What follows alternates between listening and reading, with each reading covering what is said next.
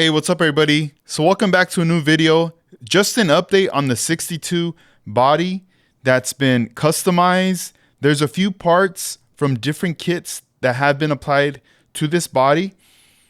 From the last time that I went live, I went ahead and applied the back part of a Corvair roof. It was an extra custom part that came with the kit that I was no longer going to use. I went ahead and applied that. I used Mr.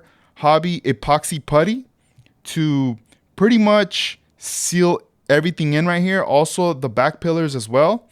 It took about 6 hours for that to dry. Once that was dry, I went ahead and started to get my files, started filing in all in the areas of the edges, inseams, just to pretty much cut through all that gunk, all that unnecessary, putty that I put in there. I did put a little extra, so after that was done, I went ahead and started sanding it.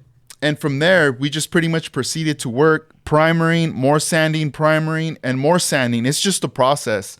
From there, you start to notice little areas, little holes, and little pits and stuff that need to be filled in. So once you fill that in with glue, you just go right ahead and sand that and get that nice and flat and smooth.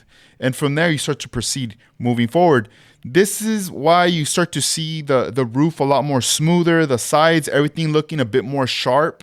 As far as the doors and the hood, I'm most likely going to be gluing that back, sealing it all up together, and I'm going to permanently erase these lines that I created to open it up. At the time, it was just other idea that I had, but now with the way things are moving forward, with how it's looking like, I do not plan on keeping it that way. The same goes for the doors. I'm going to have to create a new design.